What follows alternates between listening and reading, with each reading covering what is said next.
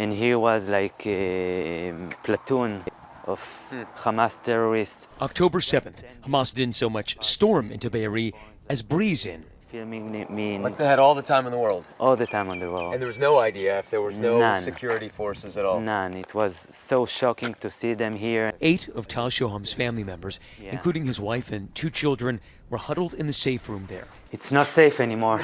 Terrorists pried through the steel door exterior, were now shooting directly into the bulletproof glass.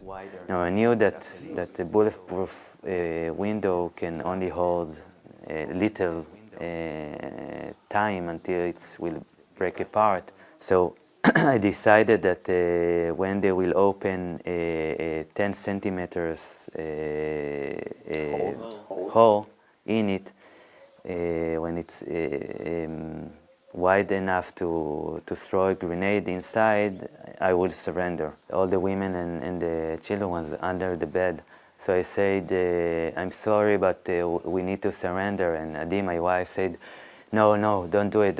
And I told her, like, very boldly and very coldly, there is no other options. Gunmen pulled him out of the window and marched him away.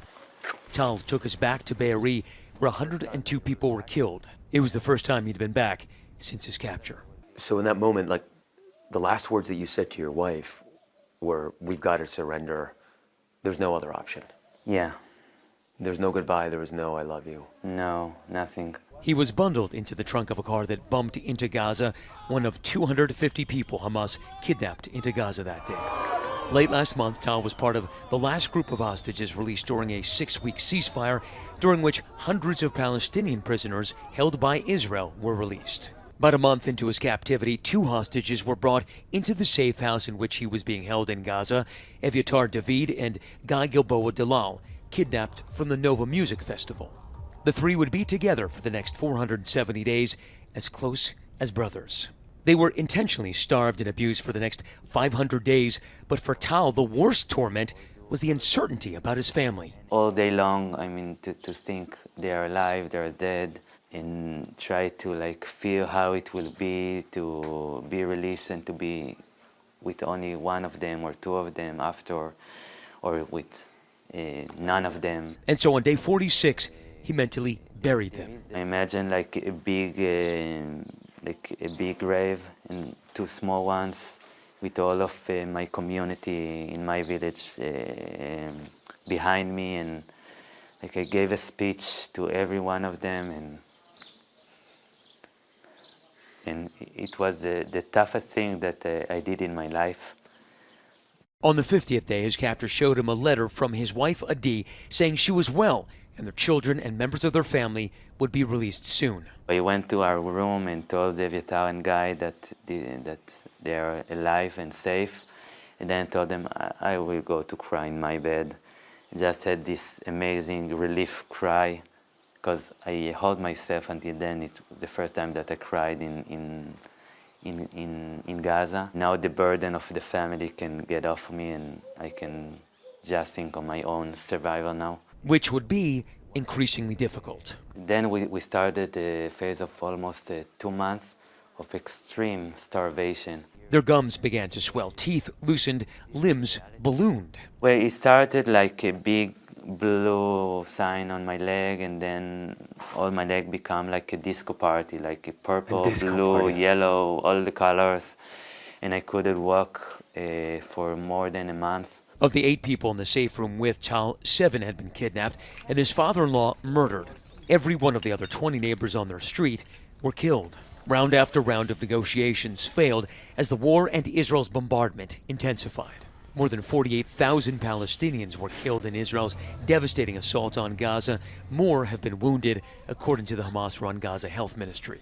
Eventually, Tal, Guy, and Evyatar were promised they'd be sent to a doctor, and they were put into a Red Crescent vehicle, but it was driven by Hamas. And then after 20 or 25 minutes of driving, they stopped the car, took us again blindfold, and then we started to walk downhill in the sand, and suddenly the atmosphere changed, and I knew that we entered a tunnel. A portal to a side tunnel was opened up, and Tal, Evyatar, and Guy were pushed in.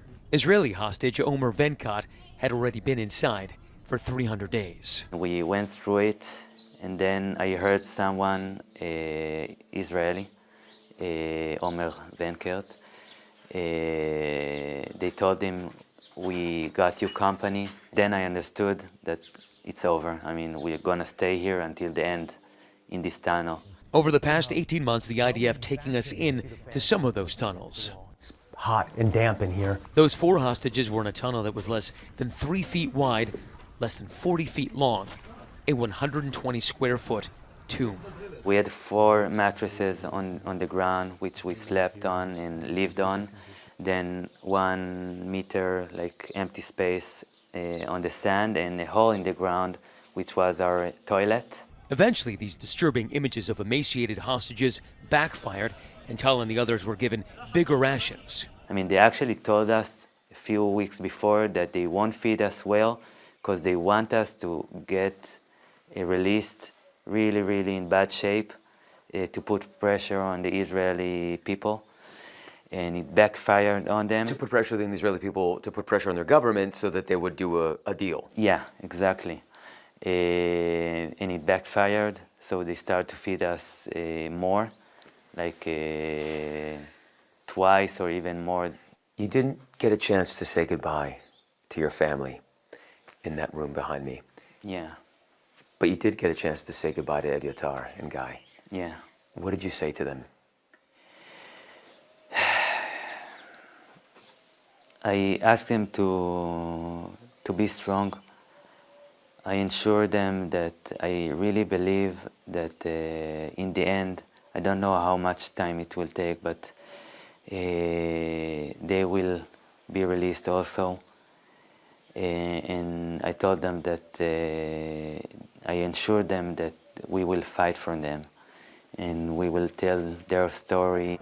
Unbeknownst to Tal, among the spectators at his release ceremony in Gaza were Guy and Evyatar. They were brought in a van, the door sliding open for them to cruelly witness the freedom they might never enjoy. And then Hamas filmed them pleading for their release. I just want them to get out of there as soon as possible and to come back to their families.